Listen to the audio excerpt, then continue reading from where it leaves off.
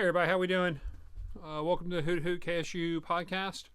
Just wanted to hop on real fast, talk about the game last night with Ohio State coming away with the win. My prediction is interesting. I said 35-21 Ohio State with it being a close game, a 7-point game until Ewers makes an error. There's a turnover there. I think I called an interception at the end of the game. So I wasn't too far off, I guess. Ohio State was up 21-14.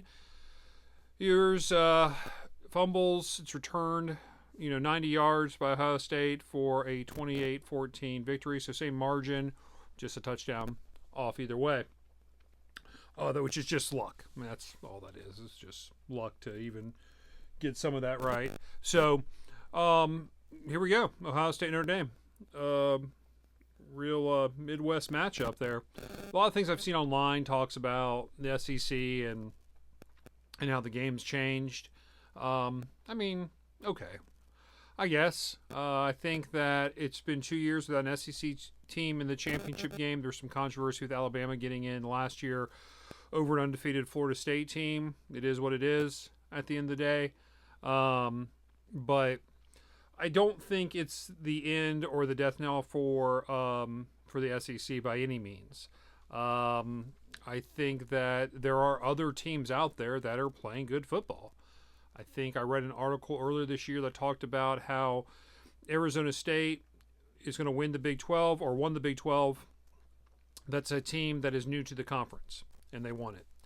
You look at Texas being the first place team in the SEC, playing in the SEC championship again, a team that was in the Big 12 a year before, now is in the SEC, kind of making a name for themselves in the SEC.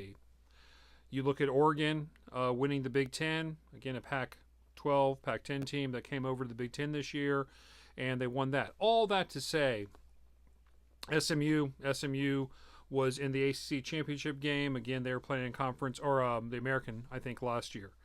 All that to say is that football is being played at a high level in multiple places, not just the Southeastern Conference. And I think that we need to get away from that a little bit and understand that for whatever reason, football is being played at a high level all over the country, and that's a good thing. That means that we don't have the same team winning the championship every single year because it's the only team that can load its rosters with talented players. I think it's better for the players. I think it's better for the fans.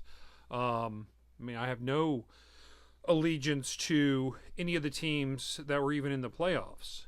But you get to the Final Four, if you will, the last four teams in the semifinals, those are great games. Those are great games that came down to the very end.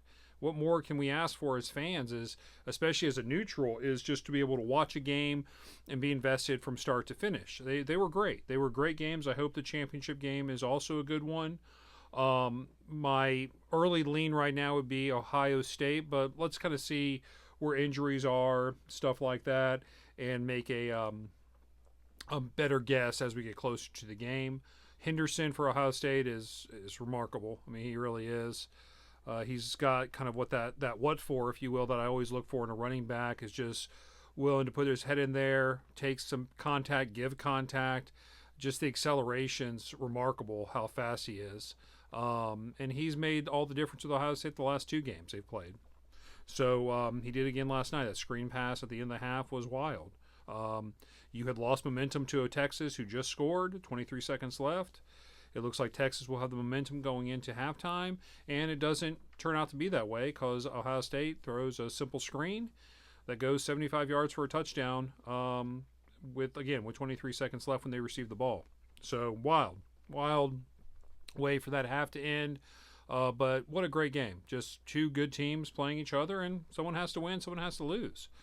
But I couldn't ask for more as a neutral, as a fan just watching the game. It was great.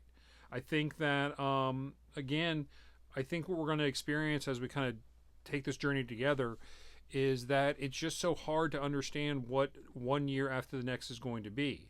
Now, I was telling my wife last night that it's, as a fan in the past, you'd become attached to players, you'd become attached to coaches and position groups, and they would, because they'd be at your school for 4 years, for 3 years, and that's gone.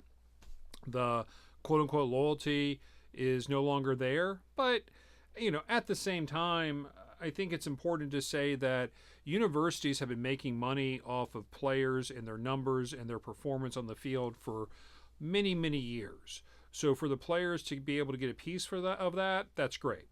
A lot of schools were doing things underneath the table. See Alabama's, Georgia, everybody did it. Now that it's just more open in spending, is that you have some other teams out there that have deep pockets that can spend some money. Beck leaving Georgia and going to Miami, again, it's not a surprise, especially since his girlfriend plays for University of Miami on the female basketball team. And I think his time at Georgia is up. Now, I think it is a risk for Miami, especially because you don't know how he comes back from the injury. But we'll see. Tommy John surgery is one that's been done a long time, and pitchers in MLB come back better than ever after having that surgery. The torque on the arm is a lot less as a quarterback than it is a pitcher in the major leagues or a pitcher in general. So he should be fine. But we'll see. But at the same time, if you look at it as a business decision, it makes a lot of sense. I mean, yes, the relationship is there with the girlfriend. That's great. But they also paid him $4 million to go to Miami to play quarterback for 1 year. Compare that to the NFL. I saw an article yesterday that Will Levis, who's the quarterback for the Tennessee Titans, his first year, he made $998,000 as a rookie. Carson Beck, in his senior year in college, will play at the University of Miami, and he will make $4 million. So, I mean, you can't beat that. I mean, you might as well do that and take advantage of it, because who knows what the pros has to offer. Make as much as you can. Set yourself up for life. Absolutely. Can't blame them at all.